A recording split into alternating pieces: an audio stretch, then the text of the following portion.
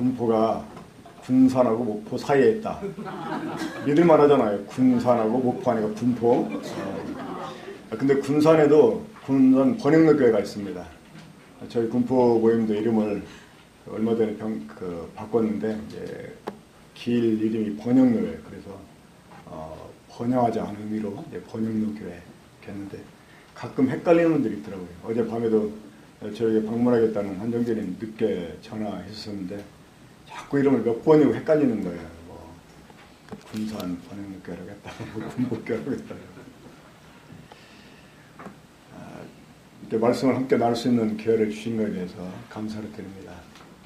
무엇보다 제가 이 대학로 모임을 방문하게 돼서 말씀을 전하게 된 일에 대해서 참 기쁨이 되었습니다. 왜냐하면 적어도 이 대학로교회 성도님들은 하나님이 저를 통해서 나눠주시는 말씀을 다른 어떤 모임의 성도님보다 더 잘 이해할 거라고 생각이 되었기 때문입니다. 왜냐하면 종종 제가 이 말씀을 전하게 되면 다른 그 모임의 형제 자매들이 반응이 제각각인데 좀 어렵다는 분들도 있고요. 사실은 어려울 거 하나도 없는데 한번 춘천에서 복음을 전할 때 주님이 근래에 이제 제게 복음 집회할 때 예전과는 다르게 옛날에는 복음 전도 집회 가면 막 싸우듯이 어떤 전사 같은 이런 분위기로 말씀을 전했었는데 좀 차분하게 하거든요. 근데 이 접근하는 게 그 연의 전도 집회하고는 많이 달랐나 봐요. 근데 어떤 장로님이 그러더라고요. 어려워서 구두자들이 이해할까. 근데 오히려 성도들을 어려워하는데 구두자들은 참 쉽게 생각하더라고요.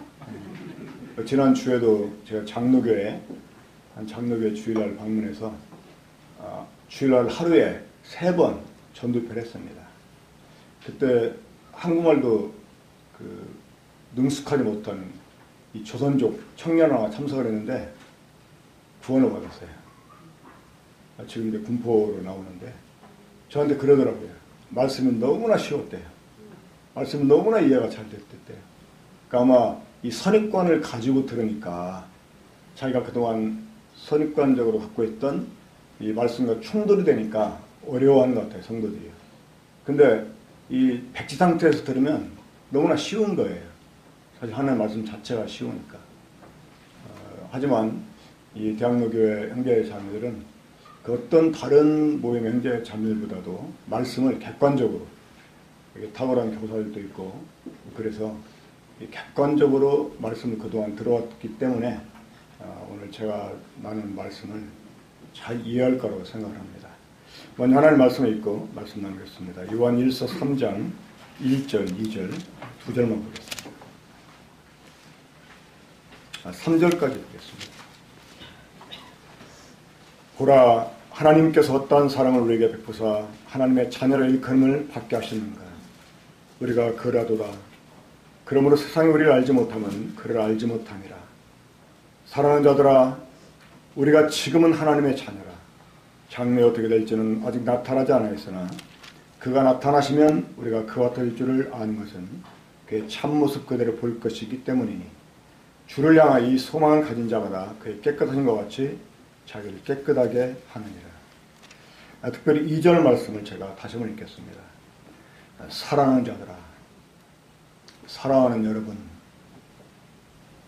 우리가 지금, 우리가 이제는 하나님의 자녀예요. 제가 이 구절을 볼 때마다 참 저에게 감정이 부족하다 하는 생각을 종종 합니다. 이 구절 번역을 좀 다시 해야 되지 않냐는 생각을 하게 돼요. 이거는 정말 이 최고조에 달한 이 감탄사로 읽어야 되는 구절입니다. 근데 그렇게 안 읽어지더라고요. 제가 여러 번 다른 모임에서 좀 감정이 풍부하다고 생각되는 분들한테 읽어보라고 했는데 이게 충분히 표현이 안 되더라고요. 이게 사실 이 감격 속에서 있잖아. 이제 우리 하나님의 자녀야. 야, 우리 하나님의 자녀래. 막 그게 너무나 막 놀라워가지고, 야, 이제 나 있잖아. 하나님의 자녀래. 야, 너 있잖아. 너 하나님의 자녀래. 우리 하나님의 자녀. 이렇게 이런 감격을 하는 그런 표현입니다. 저보다 나이가 좀 어리지만 제가 사랑하고 존경하는 한 형제님이 계십니다. 그분이 무려 9명의 자녀를 입양을 해서 지금 양육을 하고 있어요. 그분 목표가 다둥이 아빠를 초월하는 거래요. 다둥이가 13명이잖아요. 13명 이상 입양을 해가지고 앞지르는 거라고 그러더라고요. 참 보면 너무나 훌륭해요. 그렇잖아요. 얼마나 고귀한 일입니까? 피 한 방울 섞이지 않은 남의 자녀를, 그것도 키우기 어렵다고 버린 이런 사람들을 데려다가 자기 자녀로 삼아서 키운다는 것이 얼마나 어려운 일입니까? 하지만 그 고귀한 일을 하는데, 하지만 이 훌륭한 일에도 보면 한 가지 결함이 있습니다. 어떤 결함이 있습니까? 예, 생명으로 연결되지 않은 거죠. 그러니까 아버지라고 부르지만 또 아들이라고 부르지만 중요한 결함은 이 생명으로 이렇게 결합되지 못했다고 하는 것입니다. 이 자녀라고 하는 것은 부모와 생명으로 결합된 그런 관계입니다. 이 자녀라고 하는 것은 오직 출생으로만 가능한 것입니다. 자, 우리가 하나님의 자녀라고 할 때 이것은 단순히 입양한 이런 그 차원입니다. 그러니까 하나님이 그래, 네가 내 아들 믿었으니까 내가 너를 아들이라고 해줄게. 나를 아버지라고 불러라.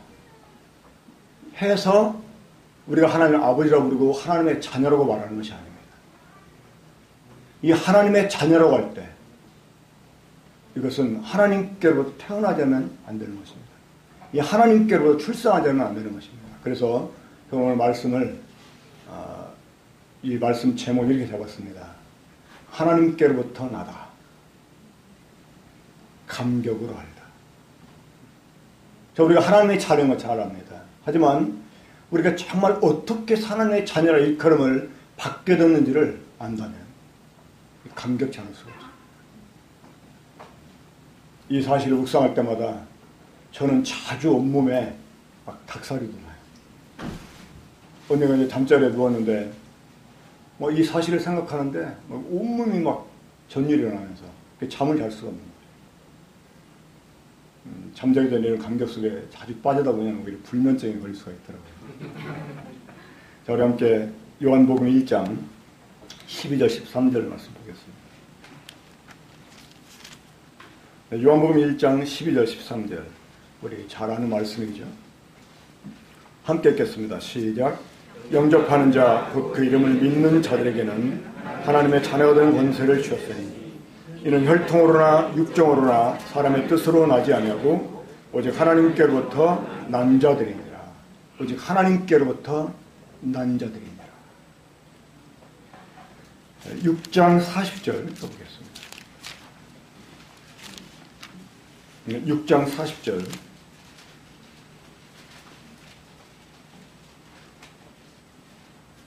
이거 함께 읽겠습니다. 시작. 내 아버지의 뜻은 아들을 보고 믿는 자마다 영생을 얻는 이것이니 마지막 날에 내가 이를 다시 살리리라 하시니라. 내 아버지의 뜻은 아들을 보고 믿는 자마다 영생을 얻는 이것이니 마지막 날에 내가 이를 다시 살리리라. 우리 주님이 이 땅에 오신 것은 아버지의 뜻을 행하기 위함이었습니다. 그 아버지의 뜻이 무엇이냐? 바로 아들을 보고 믿는 자마다 영생을 얻는 것이었습니다. 자, 여러분, 이 말씀은 사실 우리 주님이 이 땅에 오셔서 비로소 성립이 되는 그런 말씀이 아니었습니다. 사실 이 말씀은 우리 주님 오시기 전부터 하나님이 세상을 창조할 때부터 사실 주어졌던 말씀이었습니다. 자, 한번 우리 창세기를 좀 보겠습니다. 창세기 3장 7절부터.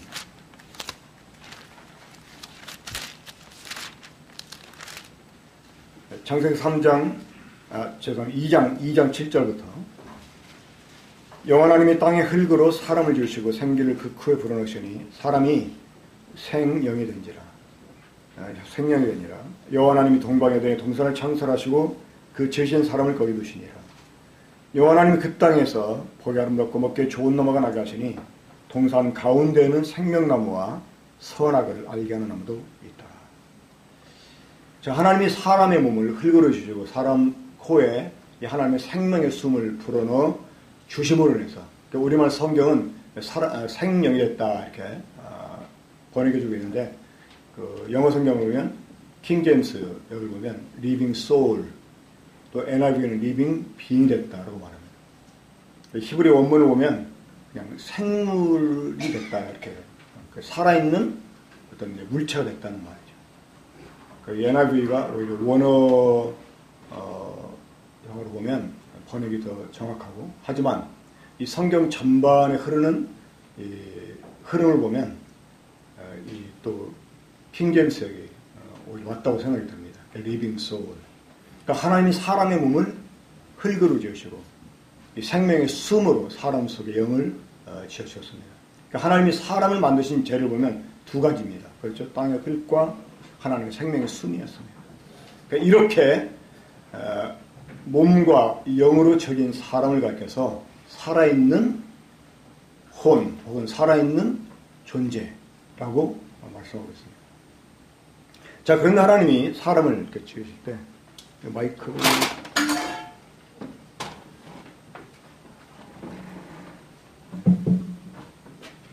제 고향 군산인데 제 군산말로 이렇게 참 옹삭하네요 앞이.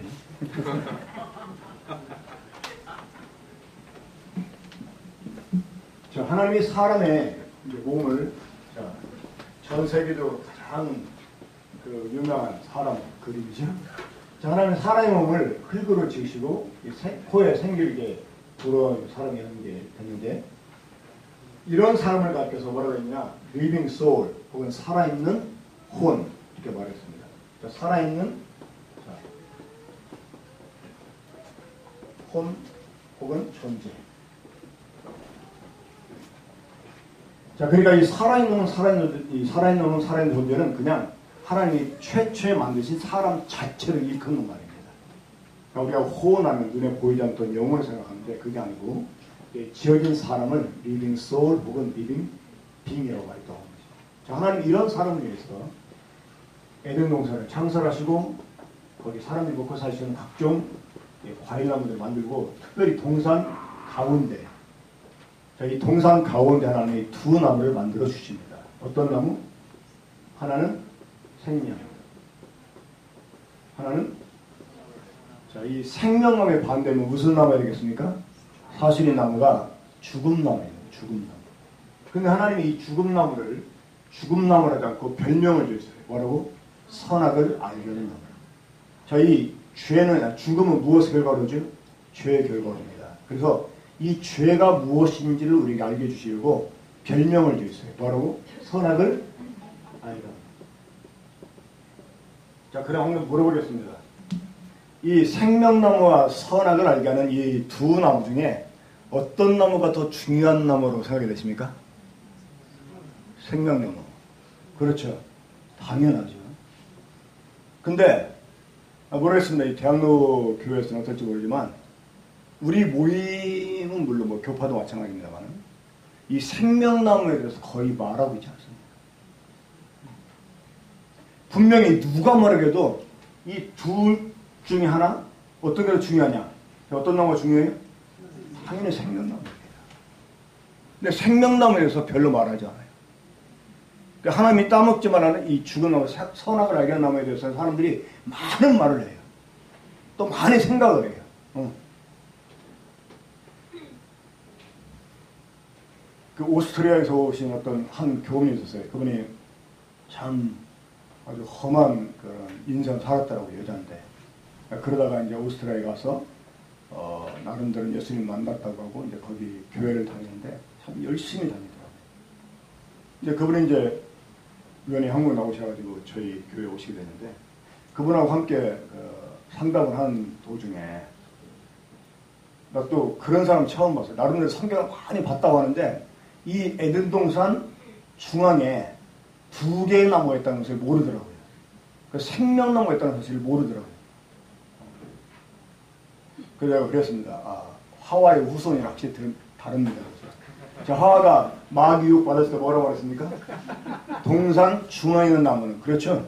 자, 동산 중앙에 있는 나무는 했을 때 이 하와 의식 속에는 생명나무가 없었어요, 사실. 그러니까 하나님 먹지 말라고 한 나무만 있었어. 그러니까 동산 중앙에 있는 나무는 하나님 말씀 먹지 말고 만지도 말라. 그러니까 지금도 이 하와의 피를 받은 사람들 속에는요, 생명나무에 대한 의식이 별로 없습니다. 자, 그럼 여러분 보십시오. 분명히 생명나무가 중요합니다. 그렇죠? 사실 하나님이 이 죽은 나무 열매를 만들고 싶지 않았습니다. 원래는. 왜? 원래는 하나님이 생명나무만을 만들고 싶었어요. 하지만 이것만 만들 수가 없었어요. 왜? 인간에게 주신 자기 의지 때문에. 그러면 선택의 여지가 없습니다. 그래서 하나님이 인간에게 주신 자기 의지 때문에 하나님이 생명나무 아니라 그 반대인 죽은 나무도 만들어 놓을 수밖에 없다고 하는 것입니다. 하지만 이것이 하나님이 의도한 나무가 아니기 때문에 먹지 말라고 말씀하신 거예요. 남들 그러잖아요. 먹지 못할 거 왜 만들어놨냐. 그렇잖아요. 그렇게 질문한 사람들에게 이렇게 대답해 주세요. 그래, 사실 하나님도 이거 만들고 싶지 않았어. 하지만 인간이 주신 자기 의지 때문에 만들어놨는데 그래서 먹지 말라고 하신 거야. 자, 그럼 일단 이거 좀 덮어두고요. 자, 하나님이 여러분 이 생명나무를 왜 만들어 놨을까요? 생명나무. 먹으라고. 왜 먹으라고? 영생을 얻게 하시죠. 자, 하나님이 사람을 창조했습니다. 땅의 흙으로 하나님의 생명의 숨으로 창조했습니다. 자, 이렇게 창조된 사람이 뭐가 됐어요? 살아있는 혼 혹은 살아있는 존재, 리빙 비잉이 됐다. 자, 인간이 살아있는 존재가 됐다는 것입니다. 자, 인간이 살아있는 존재인데 왜 생명이 필요하죠? 좀 의아하지 않습니까? 이미 사람이 살아있는 존재인데 왜 굳이 이 생명나무를 만들어 놨냐가 말이에요. 우리가 이렇게 한 가지 알 수 있는 게 있습니다. 뭐냐? 살아있다는 것과 생명은 다르다는 거죠. 이 살아있다는 것과 생명이 달라요. 지금 우리는 살아있습니다. 그렇죠? 하지만 생명은 다릅니다. 자, 살아있는 것은 죽을 수 있습니다. 하지만 생명은 죽을 수가 없어요. 자, 하나님이 사람을 자기 형상을 따라 자기 모양대로 만들었습니다. 무슨 목적 때문에? 하나님과 모든 만물을 통치하게 하시고. 그리고 하나님이 그런 계획을 가지고 사람을 땅의 흙으로 또 생명의 숨으로 창조하셨어요. 자, 하나님은 하지만 사람이 이러한 피조물인 상태로 그저 죽지 않고 영원히 존재하기를 원하지 않았습니다. 하나님은 이런 사람 속에 생명을 주시기 원했습니다. 이해가 되십니까? 그러니까 살아있는 혼, 살아있는 존재로 하나님의 형상으로 창조됐지만 그냥 그 상태로 영원히 존재하기를 원하는 게 아니라 그런 우리 속에 하나님이 생명을 주시기 원했다는 것입니다. 자, 그럼 여러분, 만약에 아담과 하와가 이 선악을 알게 하는 나무 열매를 안 따먹었다. 영생할까요? 못할까요? 자, 영생합니까? 못합니까? 많이 그러잖아요. 만약에 아담과 하와가 선악과를 안 따먹었다면 사람이 영생했을 텐데. 그런 걸 많이 들어왔죠. 자, 이거 엄밀히 따지면 맞아요? 틀려요? 사실 틀린 말입니다. 영생을 얻으려면 어떻게 해야 돼요? 생명나무 열매를 먹어야 됩니다. 이걸 먹지 않으면 죽진 않죠. 선악과 안 따먹으면 죽진 않죠. 그렇죠? 하지만 그게 영생이 아니라는 거죠. 많은 사람들이 영생이 무엇입니까? 영원한 생명입니다. 영원한 생명이 무엇입니까? 하면 대체적으로 뭐라고 대답합니까? 죽지 않고 영원히 삽니다. 그건 영생이 아닙니다. 그럼 그런 사람에게 이렇게 또다시 이제 대답입니다. 사람은 누구나 다 영원히 죽지 않습니다. 그렇죠? 이 구원받지 못한 사람도 영원히 존재합니다. 그러면 한 가지 더 붙입니다. 지옥에 가지 않고 천국에서 영원히 사는 거예요. 그러니까 사람들이 영생하면 하나의 시간 개념으로 생각을 하는 거예요. 영혼이 뭐냐? 끝없이 이어진 어떤 시간으로 생각을 하는 거예요. 사실 영혼은 시간이 아닙니다. 이 영원하신 하나님, 영생하신 하나님을 가리켜서 야고보서에서 이렇게 표현합니다. 하나님께는 회전한 그림자도 없다. 이 회전한다는 게 무엇입니까? 해시계를 가리켜요. 이 그림자가 이렇게 회전하잖아요. 해의 흐름을 따라. 하나님께는 회전한 그림자 없다. 하나님은 시간 속에 계신 분이 아니라 그 말이에요. 영원이라는 건 시간이 아닙니다. 자, 그러니까 하나님이 이 생명나무를 만들어 놓으신 이유, 이것은 우리 사람들에게 생명을 주십니다. 이 생명은 다름 아닌 하나님의 생명입니다. 하나님. 그러니까 영생이라는 게 뭐냐? 한마디로 하나님의 생명을 갖게. 그러면 창세기 3장 22절 보겠습니다. 창세기 3장 22절 보시면 이제 선악을 아는 알게 하는 나무 열매를 먹은 사람을 가리켜서 하나님이 그렇게 말씀하시죠. 여호와 하나님이 이르시되 보라 이 사람이 선악을 아는 이래 우리 중 하나가 되었어요. 자, 죄는 다른 게 아니고 선악을 아는 것입니다. 이 선악을 한다는 게 진정한 의미에서 선과 악을 한다는 말이 아니고 진짜 선이 뭔지 악이 뭔지도 모르면서 인간이 자기 나름대로 선악을 구분한다는 거예요. 그러면 여러분 진짜 선이 뭔지 악이 뭔지 모르는 사람이 자기 나름대로 선을 구분한다면 그 기준을 누구한테 두겠어요? 자기한테 두는 거예요. 나한테 좋으면 선이고 나쁘면 악이라고 생각을 하는. 근데 결국 이 선악을 하는 죄가 들어오면서 사람은 자기 이제 기준을 따라 살게 돼요. 결국 자기한테 좋아야 선이기 때문에 나름대로 선하게 사는데 어떻게 사느냐? 자기를 좋게 하려고 삽니다. 그러니까 하나님이 그 선하다 그래도 자기한테 좋지 않으면 선하게 생각이 안 들어요. 하나님이 악하다 그러는데 자기한테 좋다고 여겨지면 악하다는 생각이 안 듭니다. 그리고 결국은 뭐냐? 하나님의 기준을 내팽개쳐버리고 자기의 기준을 따라 자기 스스로 사는 것입니다. 꼭 자기가 자기 주인 돼서 자기가 자기 왕이 되고 자기 하나님 돼서 사는 거예요. 이런 죄를 가리켜 우리가 더 확대해서 만약에 이제 어떤 죄를 규정하려면 하나님의 주권을 거스리고 하나님께 반역하고 자기가 왕이 되겠다고 하는 이런 처사가 되는 것입니다. 자, 이제 이런 사람이 계속 보겠습니다. 그가 그의 손을 들어 생명나무 열매도 따먹고 영생할 까노라 하시고 여호와 하나님이 에덴 동산에서 그를 내보내어 그의 근원이 된 땅을 갈게 하시니라. 이같이 하나님이 그 사람을 쫓아내시고 에덴 동산 동쪽에 그룹들과 두루도는 불칼을 두어 생명나무의 길을 지키게 하십니다. 자, 하나님이 사람을 에덴 동산에 쫓아내세요. 왜? 이 생명나무 열매를 먹고 영생한다.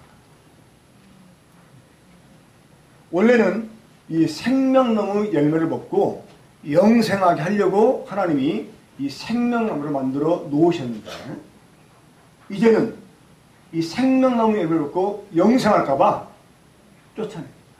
왜요? 선악을 하는 죄. 그러니까 이 선악을 하는 죄를 가진 인간은 이제 이 영생을 얻을 수가 없어요. 이 생명나무 열매를 동시에 먹을 수가 없다 그 말이에요. 그래서 쫓아내죠. 자, 그러면 하나님이 우리에게 이 생명나무를 주셔서 우리에게 영생을 이렇게 하시는 이유가 무엇 때문일까요? 이 에베소 1장 5절을 보면 하나님이 창세전에 그리스도 안에서 우리를 예정하셨는데 무엇을 위해서? 하나님의 아들들이 되게 하죠. 하나님 우리를 하나님의 아들들이 되게 하시려고 예정하셨습니다. 자, 그럼 여러분 우리가 하나님의 아들들이 되려면 어떻게 될까요? 우리가 하나님의 아들들이 되려면 하나님께부터 생명을 부여받아야 됩니다. 이 하나님께로부터 생명을 부여받지 않으면 절대 하나님의 이 자녀가 될 수 없어요. 우리가 하나님의 자녀라고 할 때 이 말은 우리가 하나님의 생명을 받았다는 말이에요. 요한일서 5장 10절, 요한일서 5장 11절 12절 여러분 잘 아시죠?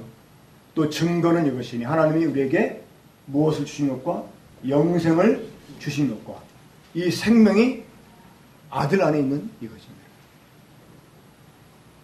그 아들 있는 자는 생명이 있고 하나님의 아들이 없는 자는 생명이 없다. 자, 하나님 우리에게 영생을 주셨다는 거예요. 그럼 영생은 누구의 생명? 하나님의 생명입니다. 근데 이 영생을 누구 속에? 하나님의 아들 속에 담아가지고 아들을 주신 거예요. 그래서 이 하나님의 아들을 가진 사람은 영생을 가진 사람이 되는 것입니다. 우리 요한복음 5장 26절 보겠습니다. 요한복음 5장 26절 보시면 하나님 우리에게 이 아들을 통해 주신 이 영생은 다름 아닌 하나님의 생명입니다. 이 말씀이 요한복음 5장 26절에 나오는데요. 자, 함께 읽겠습니다. 시작. 아버지께서 자기 속에 생명이 있음 같이 아들에게도 생명을 주어 그 속에 있게 하셨고. 그러니까 원래 하나님의 아들 속에 있는 생명은 아버지 하나님이 있는 생명이었어요. 그러니까 하나님 아버지가 자기 속에 있는 생명을 아들에게도 주어서 아들 속에도 있게 하셨다. 바로 이 생명을 우리에게 주신 것입니다. 하나님의 아들을 통해서 이 아들로 말미암아 우리에게 하나님의 생명을 주셨다는 거예요. 이것이 하나님의 뜻이었습니다. 자, 하나님은 태초부터 이 만물을 창조했을 때부터 이 사람을 지었을 때부터 이미 사람들에게 하나님의 생명을 주시기 원했다는 거죠. 근데 그냥 주는 게 아니죠. 그렇죠? 누구를 통해서? 이 하나님의 아들, 그러니까 이 에덴 동산에는 생명나무는 하나님의 아들의 모형입니다. 하나님은 하나님의 생명을 그냥 직접 주는 게 아니고 통해서 줘요. 누구를 통해서? 아들을 통해서. 그러니까 이 생명나무는 하나님의 아들의 상징, 모형이에요. 자, 에덴 동산에서 사람들이 하나님의 생명을 얻는 방법 무엇이었습니까? 생명나무로 나오면 돼요. 생명나무 열매를 먹으면 돼요. 피 흘림 없이. 그렇죠. 그러니까 하나님은 본래 사람을 창조하시고 사람들 속에 이 하나님의 생명을 주시기 원했다는 것입니다. 그러니까 우리가 주목해야 될 게 무엇입니까? 바로 생명나무입니다. 사람은 이 생명나무를 주목하기보다 하나님 먹지 말라고 하는 선악을 알게 한 나무, 이 죽은 나무를 주목하고 결국 마음에 땜에 빠져가지고 이 열매를 먹게 돼요. 자, 이 죽은 나무는 사람들에게 그 열매를 먹는 사람들에게 어떻게 합니까? 선악을 알게 해줘요. 선악. 자, 선악을 되게 어떻게 하는 거라고요? 진짜 선이 뭔지 알기 뭔지 아는 게 아니라 자기 기준에 따라서 나한테 이로우면 선이고 나한테 해로운 악이고. 보세요. 지금 이 세상에 많은 모든 죄들이 이 선악이라는 죄의 열매들이 지나잖아요. 자, 왜 성질나죠? 왜 성질나요? 내 마음에 안 드니까. 남이 미워. 왜 미워요? 내 마음에 안 되니까. 교회에서 그 형제 자매 막 하도 다 칭찬하는데요. 이상하게 내 마음에 안 들어. 사람들이 저 형제는 좀 교제할 때 조심해. 혹시 나쁜 양에 걸려있으니까 조심해. 그런데 그 형제가 나한테 막 잘해줘. 그러면 좋아져요? 싫어져요? 그 사람 그 안 좋다고 말하는 사람 이해가 안 돼. 그렇죠? 자, 왜 시기가 나와요? 남이 나보다 잘 될 걸 보기 싫으니까. 자, 시기의 반대가 뭔지 아십니까? 자랑.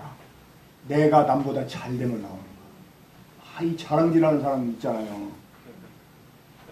벌써 3번 했는데 또 해. 야, 아까 나 들었어. 내가 언제 했던 거 하면서. 잊어버려, 막. 하고 싶어서.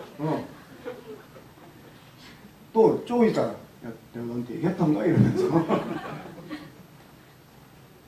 그러니까, 왜 싸웁니까? 자기 손 안 보려고. 그러니까, 시장만 가면 싸움이 생겨요. 같은 돈을 주고도 좀 더 많이 받고 싶은 거야. 뭐, 비싸다고 하면, 오늘 왜 이렇게 비싸냐고. 아이, 무슨 얘기 하냐고. 난 그래도 이 동네에서 막 이 가게에서 제일 싸게 판다고 하면서 막 많네, 적네, 싸네, 비싸네. 이 싸움 말려져 만들어진 게 저울이에요. 근데 저울도 속이니까 어떤 저울? 표준 저울도 나오고. 그러니까 세상에 많이 있는 모든 죄. 그러니까 저 사람이 나한테 이익이 될 것 같다 그러면 막 간쓸게 빼주고, 잘해주고, 뭐 나한테 손해 끼칠 것 같다 그러면 멀리하고, 나중에 저 사람 때문에 내가 망을 갖다 그러면 막 죽여버리고 이러잖아요. 그러니까 이 모든 죄들이 이 선악을 하는 죄의 열매에 지나죠. 증상. 그러니까 이 죽음나무는 이 열매를 먹는 사람에게 선악을 하는 죄를 가지게 해줍니다. 자, 그러면 여러분, 우리가 생명나무에게 별명을 지어준다면 뭐라고 지어주면 좋을까요? 자, 죽음나무의 별명이 뭐라고? 선악을 하게 하는. 그럼 생명나무는 하늘 어떤 할아버지가 선악을 모르게 하는 나무 그러더라고. 좀 그거는 약간 차원이 낮은 대답이죠. 자, 죄가 뭐예요? 우리가 죄를 규정하면 어떻게 규정 지으면 좋을까요? 죄는 선악의 기준을 누구에게? 근데 반대로 선악의 기준을 내가 아니라 상대방에게 두게 하는 게 있습니다. 뭘까요? 예? 뭐라고요? 네, 사랑. 많이 해봤나? 사랑. 내가 누군가를 사랑하잖아요? 그러면 선악의 기준이 내가 아니라 상대방한테 됩니다. 정말. 그래서 상대방한테 이룰 것 같다 그러면 선하게 생각이 들어요. 근데 상대방한테 해놓을 것 같다 그러면 악하게 생각이 들어요. 그래서 정말 내가 그 사람을 사랑하게 되면 그 사람이 원하는 대로 해주고 싶어요. 그래가지고 까치가 엄지한테 그렇게 고백을 합니다. 나는 내가 좋아하는 것이라면 뭐든지 할 수 있어 하면서. 이 공포의 애용구단 혹시 많이 안 봤어요? 영화가 있잖아요. 그 마지막 장면에 이제 이 엄지가 이 마동택에 이제 그 마누라가 되는데 그 맨날 야구를 지는 거야, 그 까치네한테. 근데 이제 마지막 결승하는데 막 이 마동탁이 지금 자기 안에 있는 엄지한테 막 협박을 합니다. 제발 까치한테 가서 막 저주라고 하라고. 근데 이제 장 까치가 엄지를 사랑했지만 이루지 못했거든요. 그런데도 엄지를 잊지 못하는 거예요. 근데 엄지가 와서 부탁하니까 이제 투아웃, 9회말 투아웃, 이제 투어 스트라이크예요. 마동탁이 딱 쳤는데 까치가 그 공을 딱 잡았어요. 일루수였거든요. 이제 일루수 타치만 하면 끝나, 게임. 근데 딱 잡고 안 움직이는 거야. 그때 노래가 흐릅니다. 나는 내가 좋아하는 것이 아니면 뭐든지 할 수 있어. 정말 내가 누군가를 사랑하게 되면 선하게 있지, 내가 아니라 상대한테. 그래서 이 생명나무 열매를 먹은 사람은요, 뭐가 시작될까? 속에서? 사랑이죠. 우리가 영생을 얻었다? 이 영생 얻은 사람들 속에서 시작되는 게 있습니다. 뭘까요? 사랑. 그래서 내가 구원을 받았냐 못 받았냐?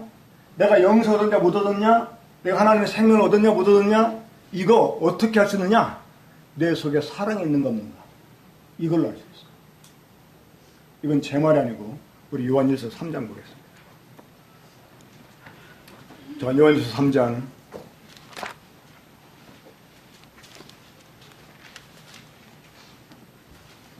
14절 보겠습니다. 함께 읽어 시작. 우리는 형제를 사랑함으로 사망에 섬겨 생명으로 들어간 줄을 알거니와 사랑하지 않은 자는 사망에 머물러 있느니라.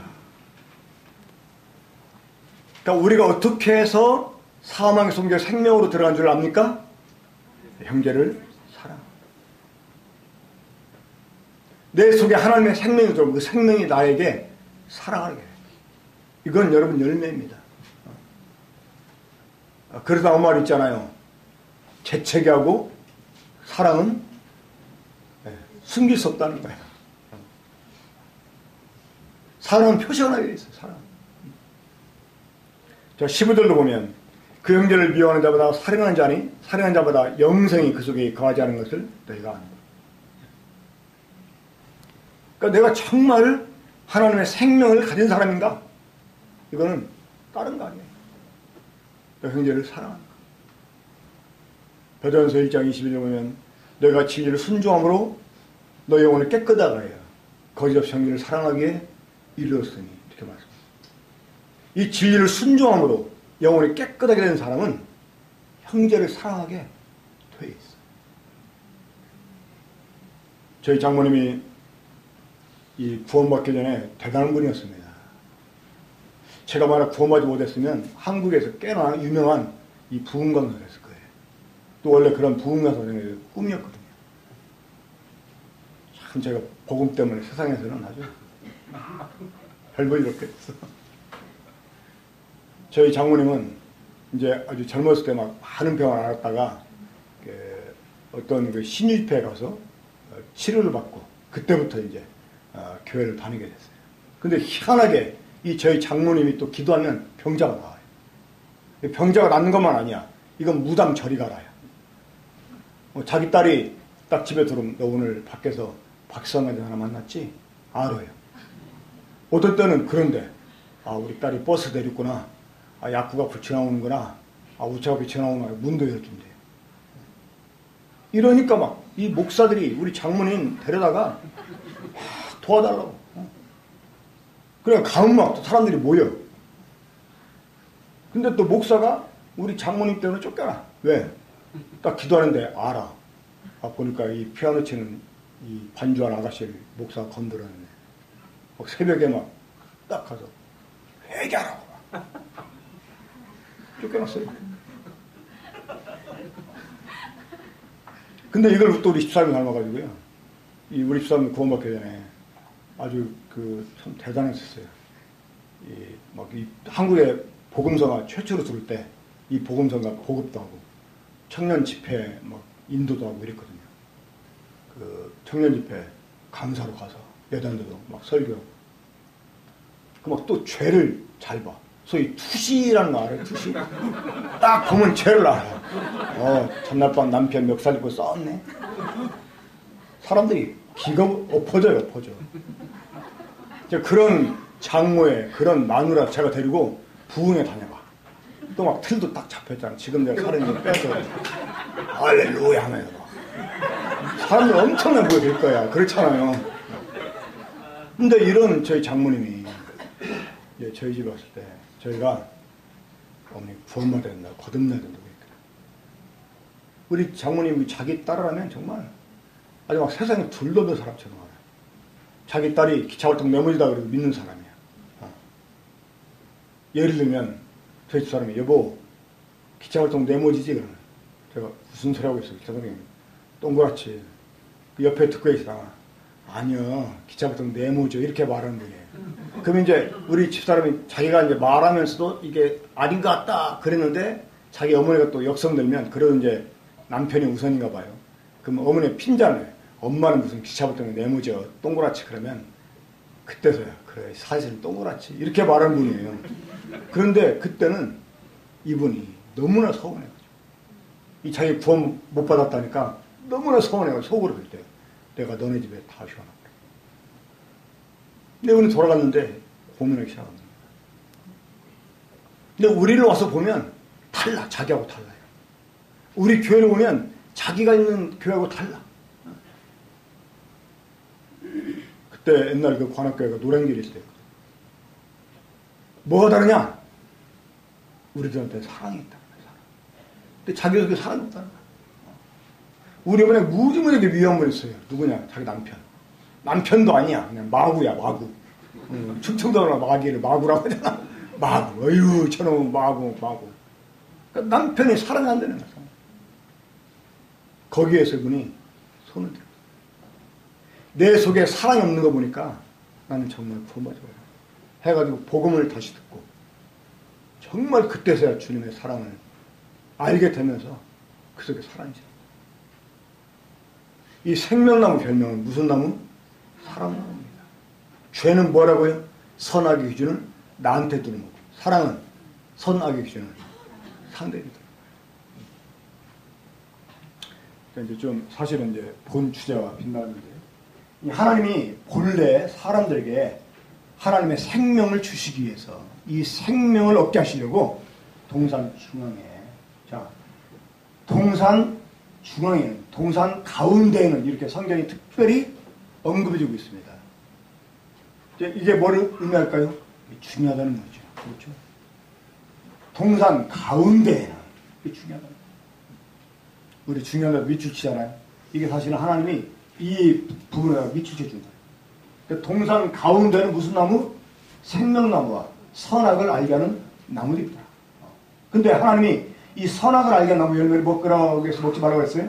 먹지 말라고 했어요. 그러면 먹지 말라고 했으면 신경 꺼야지. 그래 안 그래? 아, 먹지 말라고 신경 꺼야지. 근데 이것만 신경 써 사람들이. 그래서 안 그랬어요. 먹지 말라고 했으면 신경 끄고, 또 이게 반법이야. 이거 먹지 말라고 해서 뭡니까? 아, 2개 중에 이거 먹지 마. 그래서 뭐 먹으라는 거야? 이거 먹으라는 줄 알아. 이거 먹으라는 거. 어? 이 청개구리 같은 거 가지고. 그러니까 이거 먹지 마. 그랬으면 아, 알았습니다. 신경 딱 끄고 그 다음에 이거 먹을 생각을 해야 되는데 이거 먹죠. 자, 그래서 이제 하나님이 사람을 에덴 동산에 쫓아내십니다. 그리고 생명나무 길목을 차단합니다. 자, 이제 사람들에게는 영생을 얻을 기회가 있다 없다? 없어요. 없어요. 자, 그런데 요한복음 3장 16절 보시면, 요한복음 3장 16절입니다. 우리 뭐 익히자라는 말씀이죠. 안 믿는 사람도 하는 말씀입니다. 함께 읽겠습니다. 시작. 하나님이 세상을 이처럼 사랑하사 독생자를 주셨으니 이는 그를 믿는 자마다 멸망하지 않고 영생을 얻게 하려 하십니다. 자, 여러분, 이 요한복음 3장 16절 말씀은요, 창세기 3장 22절 말씀과 사실은 모순이 됩니다. 하나님이 에덴 동산에 사람을 쫓아내신 이유가 무엇 때문이에요? 생명나무를 먹고 영생할까 봐. 근데 하나님이 독생자를 왜 보내셨어요? 영생을 얻게 하시려고. 그 모순 아니에요?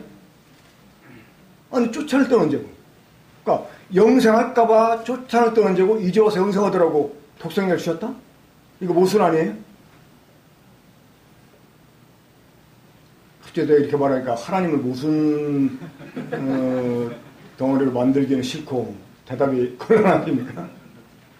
어떻게 보면 그렇다 이 말이에요. 그렇잖아요. 아니, 영생 얻을까봐 쫓아냈던 언제고 이제 와서 영생 얻으라고 독생자를 보내주셨다? 이거 모순처럼 보입니다. 그렇죠? 하지만 이것이 모순이 아닌 이유가 있죠. 바로 14절 15절입니다. 모세가 광야에서 병능과 진자도 들려하리니 이는 그를 믿는 자보다 영생을 얻게 하시라. 자, 우리로 하여금 하나님이 다시 영생 얻을 기회를 주셨다는 거죠. 이게 복음입니다.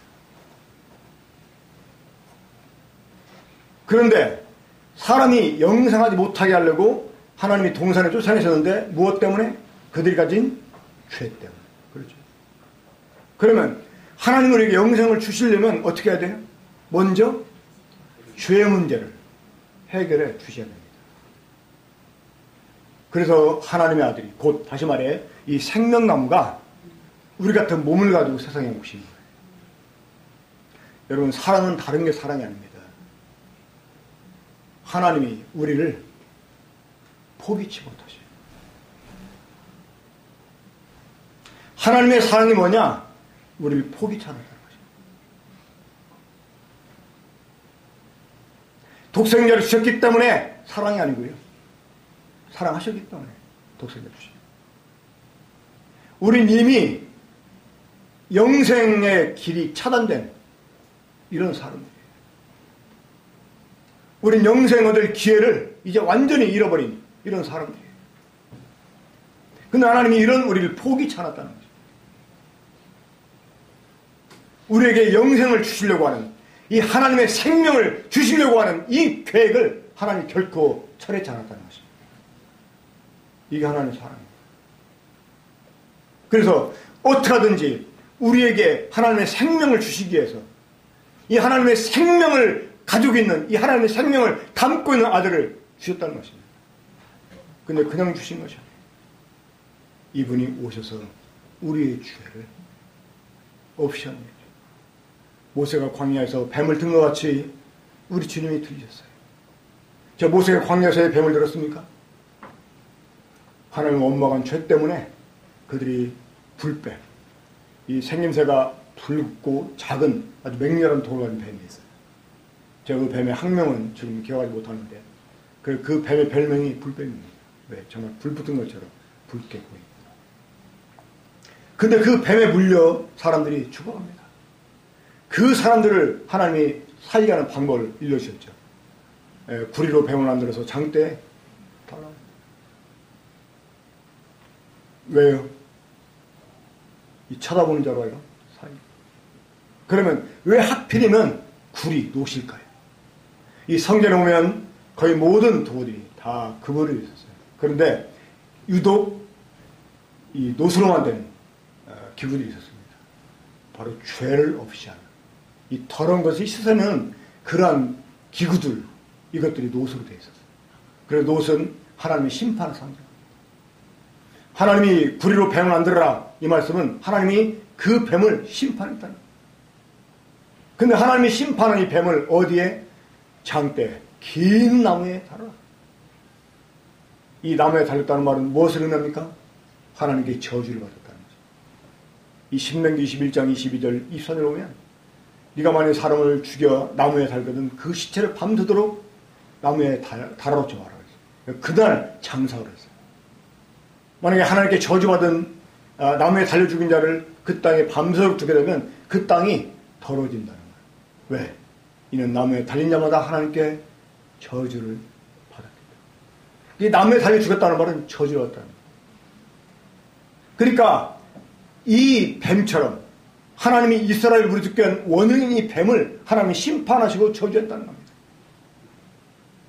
근데 하나님의 아들이, 이 하나님의 아들이 아무런 죄 없고 흠없는 이 하나님의 아들이 심판을 받고 저주를 받아야 된다. 누구 때문에? 우리 때문에. 나. 왜? 우리가 저지르는 죄 때문에. 그러니까 이 죄를 없애지 않고서는 영생을 얻게 할 수 없는 거예요. 사랑하는 여러분, 우리가 범죄했기 때문에 예수님이 필요한가요? 예수님 우리의 죄를 갚아주셔서, 죄값 갚아주셔서 예수님이 필요한가요? 예, 물론 그래서도 필요합니다. 하지만 예수님은 영생을 위해서 필요합니다. 무슨 말인지 그 차이를 이해하시겠습니까? 그러면 사람이 범죄를 잘했다. 예수님 필요 없습니까? 그래요? 사람이 선악을 알게 나무 열매 안 따먹었어요. 그럼 생명만 필요 없어요? 여전히 필요하죠. 그렇죠. 제가 어느 날 군포에서 말씀을 전할 때 그런 표현을 했어요. 물론 이 표현이 결코 옳은 표현이 아닙니다만은 그럼에도 불구하고 했습니다. 뭐라고 하려면 빌어먹을 구원이라고. 왜요? 원래 구원이라는 게 사람이 필요한 게 아니었습니다. 그렇죠? 왜 구원이 필요하게 됐어요? 범죄했기 때문에. 사람이 범죄치 않고도 예수님이 구태여 우리 죄를 위해 죽지 않으셔도 영생의 기회가 이미 주어졌다 그 말이에요. 근데 그 영생의 기회를 저버리고 범죄했어요. 원래 사람이 구원이 필요했었어요? 아니잖아요. 범죄했기 때문에, 우리들의 죄 때문에, 이 비름으로의 죄 때문에 이 생명나무가 사람이 되셔서 대신 심판을 받고 저주를 받아만 됐다고 하는 것입니다. 원래는 불필요한 일이었어요. 이런 이유 때문에만 예수님이 필요한 게 아닙니다. 우리가 예수님 믿는 이유가 무엇이에요? 영생을 얻게 하시고, 이는 그를 믿는 자마다 멸망치 않고 영생을 얻게 하시고. 자, 중요한 포인트는 무엇입니까? 사실은 영생입니다. 이것을 여러분들이 분명하게 인식하지 못하면 어떤 어이없는 그 우를 범하게 되냐면, 어떤 사역하는 분이 저한테 그러더라고요. 이런 말씀 듣고 나서 자기는 그동안 구원이라는 것이 다시 에덴동 상태로 되돌아가는 거라고 생각합니다. 그러니까 인간이 동산에 쫓겨나기 전의 상태로 되돌아가는 걸 생각했다는 거야. 그건 사실은 맞는 게 아니죠. 그렇죠. 이 선악을 알게 하는, 나무를 안 따먹었다고 영생하는 게 아니라는 것입니다. 그렇죠? 어떻게 하지 영생을 해요? 이 생명나무의 열매를 먹어야 돼요. 이때는 피 흘림 없이, 그렇죠? 이때는 죄가 없었기 때문에 피 흘림 없이도 우리가 단순히 생명나무로 나아가서 그 열매를 먹기만 하면 됐다는 말이에요. 근데 우리의 범죄함 때문에 이 생명나무가 우리를 찾아오시오. 그렇죠? 원래 하나님이 차단에 뒀는데 이제 이 봉인을 풀어내시고 하나님이 독생자를 보내셨어요. 요한복음 5장 24절 잘 아시죠? 진실로 진실로 내가 너에게 이르노니 내 말을 듣고 또 나 보내신 이를 믿는 자는 영생을 얻었고 심판에 이르지 아니하나니 사망의 생명으로 옮겨냅니다. 자, 이 말씀 끝에 예수님이 26절 말씀하시는 거예요. 아버지께서 자기 속에 생명이 있음 같이 이 생명을 누구에게? 아들에게 주어 아들에게 있겠습니다. 이 아들을 우리에게 주시오. 왜? 우리에게 영생을. 영생은 누구 생명? 하나님의 생명. 자, 그래서 요한복음 1장 12절을 다시 봅니다. 요한복음 1장 12절 함께 읽어봐요. 시작. 영접하는 자, 그 이름을 믿는 자들에게는 하나님의 자녀된 권세를 주셨습니다. 우리가 예수 그리스도를 받아들이면 하나님의 자녀된 권세를 얻게 됩니다. 왜요? 어떻게 해서? 우리가 예수님 영접하면 하나님의 자녀가 되는 이유가 무엇 때문입니까? 하나님의 생명을 갖게 됩니다. 왜? 그 안에 하나님의 생명이 있었으니까. 자, 이런 사람을 위해서 13절 오직 하나님께로부터 난 자들이니라. 사랑하는 형제자매들, 하나님께로부터 났다는 말이요, 사실은 이게 엄청난 말이에요. 원래 나왔다는 말은 속에 있다가 나온 것을 의미합니다. 내 속에 있는 것을 나오게 하는 것, 이게 나온 거예요. 그럼 우리가 하나님께로 나려면 어떻게 해야 돼요? 원래 하나님 속에 있었다가 나와야 돼요. 그렇죠? 하지만 우리가 하나님 속에 있었습니까? 없었습니까? 없었잖아요. 그러니까 하나님께로 났다 하는 이 그 표현이 우리한테 사실은 어떻게 보면 적합한 게 아닙니다. 절대로 적합하지 않아요. 자, 그럼에도 불구하고 하나님께로부터 났다 이렇게 말씀해 주고 있어요. 왜 그럴까? 자, 우리가 영접하게 된 예수 그리스도, 이분은 어떤 분이었습니까? 하나님의 어떤 아들? 독생자였어요. 요한복음 1장 18절 보시면 본래 하나님을 본 사람 없을 때 아버지 품속에는 독생하신 하나님이다. 자, 원래 우리 주 예수 그리스도, 이 하나님의 아들이 이 아버지께로부터 나오셔서 말씀으로 존재하시기 전에 이분은 아버지 속에 독생자로 계셨어요. 이해가 되십니까? 또 삼위일체를 설명하자면 시간이 필요하겠습니다. 아무튼 이 아버지와 아들의 관계는 무엇을 통해서 시작이 됩니까? 출생을 통해서. 그러니까 원래 이 성자 하나님은 성부 하나님 속에 계시다가 나오신 분이에요. 나오실 때 무엇으로? 말씀으로 나오셨어요. 그리고 요한복음 1장 11절에서 태초에 말씀이 계시니라. 이 말씀이 하나님, 그 자기를 품고 계시 나오시게 하신 아버지 하나님과 함께 계셔서 이 말씀은 하나님이다. 자, 원래 하나님 아버지 속에 유일하게 한 분밖에 계시 않아요. 이 독자와 독생자의 차이가 있습니다. 독자는 하나밖에 못 낳거나 안 낳은 거, 이게 독자예요. 자, 우리 남자들 몸속에는 많은 아기 씨가 있습니다. 그렇죠? 근데 독생자는 오직 유일하게 한 분만 계셨다가 나오시는 거예요. 그 영어 성경에도 달리 표현하잖아요.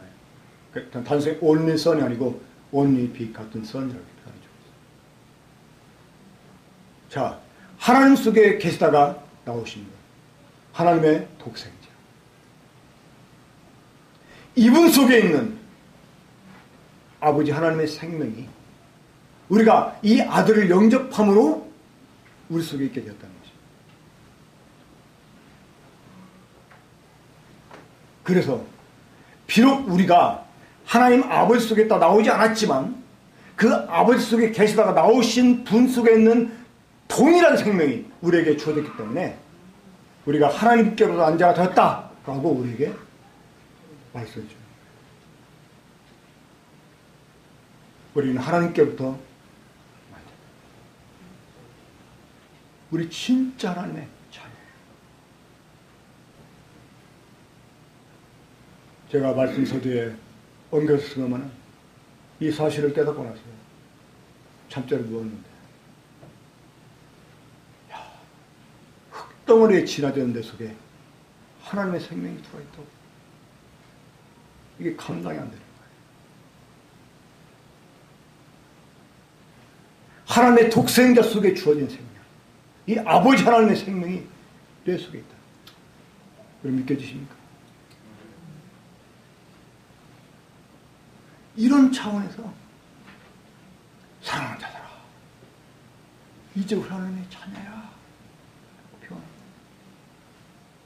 우리 진짜 하나님의 자녀라는 거예요. 입양이 아닙니다. 무능한 하나님이 아니라는 거예요. 정말 아버지의 생명이 우리 속에 있다는 거예요. 이 흙덩어리에 지나졌던 나인데 지금은 그래요. 지금은 별 볼 일 없어요. 보라, 하나님께서 어떤 사랑을 우리에게 베푸사 우리를 하나님의 자녀의 걸음을 얻게 하셨느냐.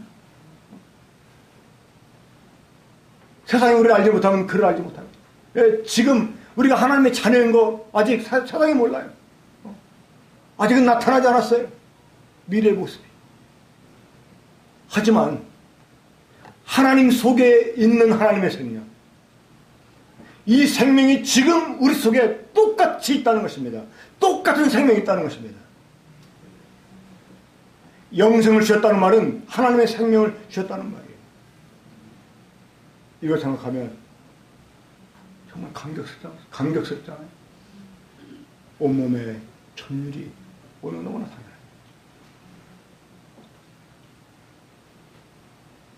여러분, 이것이 영생입니다. 이것이 하나님의 뜻입니다. 내 아버지의 뜻은 아들을 보고 믿는 자마다 영생을 얻는 이것입니다. 이것이 처음부터 인간을 창조할 때부터 하나님의 뜻이었더라. 그래서 생명나무 열매를 인간에게 먹도록 하신 거예요. 생명나무를 그래서 만들어 놓으신 거예요. 우리 이제 생명나무에 주목을 합니다. 저 마지막으로 이제 시간이 다 있기 때문에 요한복음 1장을 좀 언급하고 말씀드리겠습니다. 요한복음 1장 12절 아까 읽었었죠. 영접하는 자 곧 그 이름 믿는 자에게는 이랬는데, 자, 영접한다는 거, 이렇게 받아들인다는 것입니다. 그러면 우리가 이 예수 그리스도, 우리에게 오신 예수 그리스도, 이분이 어떤 분이에요? 우리가 영접해야 되는 이분이 어떤 분이냐? 우리가 이걸 좀 아셔야 할 필요가 있습니다. 우리 11절 보겠습니다. 12절이 그냥 나온 말씀 아니죠? 11절의 연속입니다. 11절 함께 읽겠습니다. 시작. 자기 땅에 오매 자기 백성이 영접하지 않았습니다. 우리 주님이 어디 오셨어요? 자기 땅에. 자, 이 자기 땅에 암시하는 게 무엇입니까? 이분이 주인이라고. 주인이 왔어요. 자기 백성. 이 자기 백성이 암시하는 게 뭐예요? 이분이 왕이라는 거죠. 주인이 왔다는 거예요. 주인. 왕이 왔다는 거예요. 근데 응답하지 않았어요. 왜? 주인됨을 내려놓기 싫으니까. 자기 왕됨을 포기하기 싫으니까. 저희 교회 재작년에 작년 1월 달에 어떤 한 가정이 왔습니다. 근데 그 집에 이제 자녀가 셋인데 지금 걔가 이제 중학교 2학년인데 그 당시에는 6학년이 막 이제 졸업하기 직전이었어요. 근데 걔네 누나랑 형은 구원을 받았는데 걔는 못 받아서 그러더라고요. 첫 주에 이제 말씀 끝나고 분반 공부하는데 그 가정은 처음 왔기 때문에 사무실에 저와 함께 상담했습니다.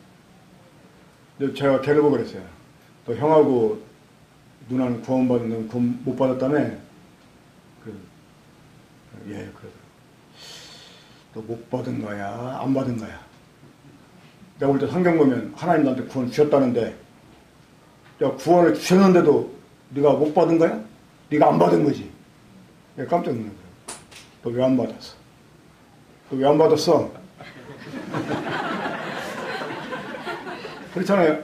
못 받은 게 아니라 안 받은 거잖아요. 지금 사람은 못 받은 게 아니라 안 받은 거야. 그 죄를 설명해 줬어요. 아까 말한 그 선악이라는 죄. 이 선악이라는 죄가 어떤 죄입니까? 결국 지가 지 주인, 지가 지방대로 하고 있다 그 말 아니에요. 네가 그동안 네 마음대로 살았지. 네 왕이 너였잖아. 너 지금 네 마음대로 이제 하고 싶으니까 너 지금 그거 네가 예수님을 네 주인으로 지금 너 못 모시는 거 아니냐? 내가 막 갑자기 눈물을 흘려요. 결국은 걔가 이제 구원을 받았습니다. 기도를 시켰는데 정말 그동안 자기 마음대로 자기 주인 돼서 살아온 삶이 잘못했다고 고백하더라고요. 자, 여러분, 우리가 영접해야 되는 주님은 어떤 분이었어요? 주인. 그가 자기 땅에 왔다. 누구한테? 자기 백성한테. 근데 그들이 영접하지 않았어요. 그럼 이분을 영접한다는 것은 어떻게 영접하는 것입니까? 주인으로, 그리고 왕. 그런데 우리 주님을 주인으로 왕으로 영접하려면 어떻게 해야 될까요? 그냥 어서 오십시오. 어서 오십시오. 내 주인님.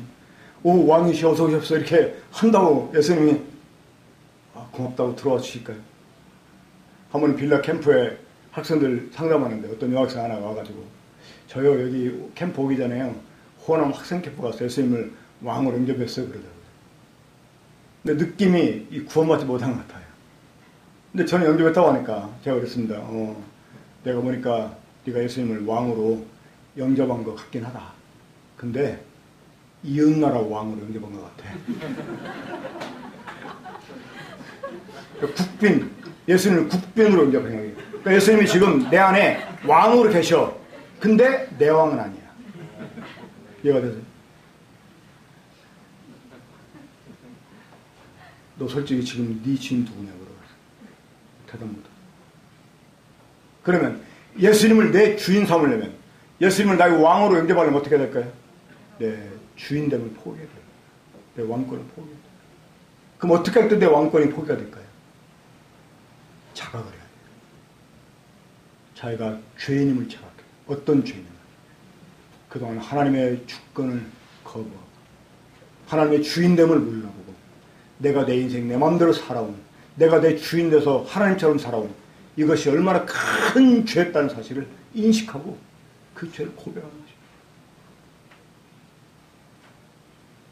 베드로가 주님 처음 이분이 정말 메시아구나 하는 사실을 인식했을 때 어떤 반응을 보였습니까? 주여 나를 떠났어. 나는 죄인이다. 오히려 주님 보고 떠나달라고 했어요. 주여 나를 떠났어. 나는 죄인이다. 근데 주님 떠났습니까? 오히려 그 베드로를 주님의 제대로 삼자. 우리가 주님한테 주님 들어와주세요 하면 들어오고 나가주세요 하면 나가고 그런 분이 아니에요. 사실 여러분 요한복음 3장 17절 이후로 보면 예수님이 갑자기 뜬금없이 이렇게 말씀하세요. 분위기가 이제 좋게 나가잖아요. 그 모세가 광야 등가가 진여도 흘려리니 저를 믿는 자마다 영생을 얻게 하십니다. 하나님 사람 이처럼 사랑하사 하면서 이제 하다가 17절에 뭐라고 하면 하나님이 그 아들을 세상에 보내시면 세상을 심판하려 하시나요. 세상을 저를 구원하세요. 이게 사실은요 우리 새겨봐야 되는 거예요. 자, 하나님이 아들을 보냈다. 보통 역적 이제 모의가 그 발각나가지고 이 역적 반란을 꾀한 이 사람들을 이제 그 진압하려면 어떻게 합니까? 왕이 군대를 보내잖아요. 아들에게 왕권을 줘가지고 군대를 줘가지고 가서 저 반란군 진압해라. 그러죠? 그러니까 이 왕이 아들을 보냈다? 하나님이 아들을 세상에 보냈다? 이건 사실은 뭘게 보내야 되는 거예요? 이 죄인들을 심판하게 보내야 돼요. 심판하게. 사실 하나님 아들 예수님은 여러분들을 심판하셔야 되는 그런 왕이시라는 거예요. 이 반역자 여러분들을 처단해야 되는 그런 왕이라는 것이에요. 이런 주인 앞에서, 이런 왕 앞에서 그동안 내가 내 마음대로 살아온 이 죄를 정말 인정하고 자신의 주인됨을 포기해야 되는 것입니다. 그럴 때 주님이 정말 나의 주인 되고 나의 왕이 되시는 거예요. 오늘날 구원을 받았다는 사람이 많이 있지만 삶의 변화가 없는 경우가 참 많은 것도 보여요. 이 죄사함, 이제 죄에 대한 책임을 면하는 거, 이제는 지옥 안 가는 거, 여러분 이게 다 가능해요. 하나님이 독생자를 보내신 이유는 죄사함 때문에 보낸 게 아니고 무엇을 위해서? 영생을 얻게 하시고 이 영생을 얻으려면 어떻게 해야 돼요? 이 아들을 우리가 영접해야 돼요. 이 아들을 영접하기 위해서 우리는 그분 앞에 우리가 그동안 반역자였다는 사실을 인정하고 내 주인단을 포기하고 그분을 내 주인으로 내 왕으로 모셔드려야 되는 것입니다. 이런 사람에게 하나님의 자녀가 되는 것을 주십시오. 이런 사람은 하나님께로부터 난 자가 되는 것입니다. 제가 노래 하나 하고 싶은데 시간이 너무 많이 지나서 못하겠어요. 혹시 여러분 임재범 씨가 부른 고해라는 노래 아십니까? 그 사람이 어떤 사람인지 몰랐어요. 그런 가수가 있는지 몰랐는데 하도 요즘에 인터넷 뉴스를 인터넷으로 보다 보니까 보면 인터넷 뉴스 보면 별개별 다 나오잖아요. 이렇게 탑픽되는 것이 첫 페이지에 띄우죠. 근데 그 사람이 뭐 계속 가수 이렇게 왕이 이렇게 되더라고. 그 노래를 얼마나 잘하길래 하고 들어봐서 한번 유튜브 검색해가지고 못 들어주겠더라고요. 목소리는 허스키하고 막 노래가 보면 반항적이야. 이렇게 가사뿐만 아니라 이 노래하는 투도. 근데 특히 이 고해라는 노래는 어떻게 보면 너무나 부정한 노래예요. 내가 어떤 여자를 사랑하는데 그게 그 죄라면 내가 벌 받을 테니까 나한테 벌 해달라고. 하지만 그녀 하나만 허락해달라고 막 이런 통사장하는 노래인데 이걸 지고지순한 사랑으로 볼 수 없고 그렇잖아요. 뭔가 사랑해서는 안 되는 여자를 사랑했다면 이거는 부정인데 근데 그 여자 하나만 허락해달라고 막 하는데 그날 정말 못 들어주겠더라고. 나중에 알게 됐는데 그 노래가 그런 노래가 아니고 임재범 씨가 가수생하다가 슬럼프에 빠지게 되고 그 인생 무상을 경험하면서 좌절하게 되는 그 상태에서 아마 어릴 때 교회를 다녔는지 이 사람이 예수님을 떠올리게 되면서 그때 어떤 지금 우리가 말하는 것처럼 구원을 받지 못했어도 어떤 예수님의 교감이 있었던 것 같아요. 이때 그 예수님을 경험하면서 이 사람이 노래를 지어 부릅니다. 그 노래가 이제 함께 음악 작업하는 이제 사람들과 함께 나중에 수정을 하고 또 어떤 종교적인 색채를 띠면 복음성가가 되니까 그거를 가사를 바꿔가지고 노래했다고 하더라고요. 근데 그 사연을 알고 나서 그들이 들으니까 진짜 참 오히려 주님 앞에 제가 너무나 부끄러워지더라고요. 어찌합니까? 목소리가 좀 시근해야 되나? 어떻게 할까요? 제가 감히 그녀를 사랑합니다. 감히 자기가 주님 사랑한다. 그러면서 세상의 비난과 미쳐 보일 모습과 이런 것들이 정말 두렵지만, 그러니까 이 임재범이가 있습니다. 그러면 사람들이 얼마나 미쳤다고 할 거 아니겠어요?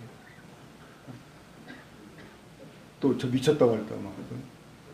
그런데도 사랑한다는 거예요. 그러면서 어디에 있냐고, 내 이 처절한 사랑을 아냐고 이러면서 그냥 하나만 하려고. 근데 이제 저에게 마음에 닿던 게 뭐냐면, 죄송하다. 주님 사랑해서 죄송하다. 감히 나 같은 게 사랑해서 죄송하다. 이게 죄가 된다면 내가 벌 받을 테니까 그래도 주님만 허락해 달라고 하는 그런 내용입니다. 근데 이것을 딱 생각하면서 누가복음에서 있었던 베드로의 고백이 생각납니다. 주여 나를 떠났어. 나는 죄인. 우리가 주님을 향해서 주님 사랑해 하면 주님이 영광 받을 것 같죠? 사실은 아닙니다.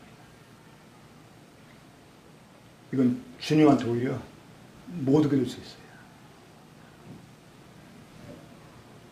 냄새나는 이 노숙자의 여잔데 제가 좀 가끔 지나치다가 돈을 몇 번 줬어요. 이 사람이 어느새 저를 너무나 연모한 나머지 남자로 보게 돼서 저를. 근데 제가 지나가는데 갑자기 막 저한테 와가지고, 선생님, 제가 비록 선생님 이름은 모르지만 저 선생님 사랑해요. 남자로 사랑해요. 이렇게 말한다고 해봐요. 그것도 막 사람들이 많은 데서. 제가 감동이 될까요? 저한테 그것이 기쁨이 되겠습니까? 우리 창피해서 그 자리에 떠나고 싶을 거 아니에요. 그렇죠? 뭐야, 여자가 불쌍해서 돈 몇 푼 줬더니. 우린 사실 주님께 이보다 더한 사람 아닙니까? 감히 주님이 나한테 오셨다. 주님, 나를 처벌해야 되는 주님인데, 나를 심판할 주님인데, 그런 주님이 날 위해 죽으시다. 그런 주님이 날 위해 오시다. 나는 감당할 수 없다. 주님, 나를 떠나가면 난 죄인이라. 이게 정말 자신의 주인됨을 내놓는 것이다. 그런 사람이 정말 주님을 진정한 주님의 마음으로 연구하는 것입니다. 이 선악이라는 죄는 주님의 주대심을 거부한 죄 아닙니까? 자기가 자기 주인된 이 반역죄 아닙니까? 우리가 주님 영접한다는 것은 바로 그 죄를 내려놓고 주님을 정말 자신의 주인으로 영접하는 것입니다. 기도하겠습니다. 아버지 하나님, 우리에게 베풀어 주신 은혜와 사랑을 생각할 때마다 저들의 마음에 깊은 감동이 있고, 이 감동이 저라는 주님을 오히려 사랑하게 하며 찬양케 하심을 감사드립니다. 감당할 수 없는 이런 은혜를 우리에게 주심을 위해서 다시 한번 감사드립니다. 이제 정말 우리가 말로만 아닌, 문의만 아닌 하나님의 생명 가진 하나님의 자녀라는 사실을 알게 해주시고, 이제 우리가 하나님께로부터 태어난 사람임을 알게 해주시고, 이 사실을 감격으로 알면서 주님을 더 깊이 사랑하고 섬길 수 있게 하시니 감사히 드립니다. 우리 사랑하는 대학로 교회에 주님 계속 은혜를 베풀어 주시고, 이 생명이 더 풍성하게 머무는 교회가 되게 해주시고, 그래서 이 생명 누리는 교회가 되게 해주시길 바랍니다. 감사를 드리고 우리 주 예수님의 이름으로 기도합니다. 아멘. 감사합니다.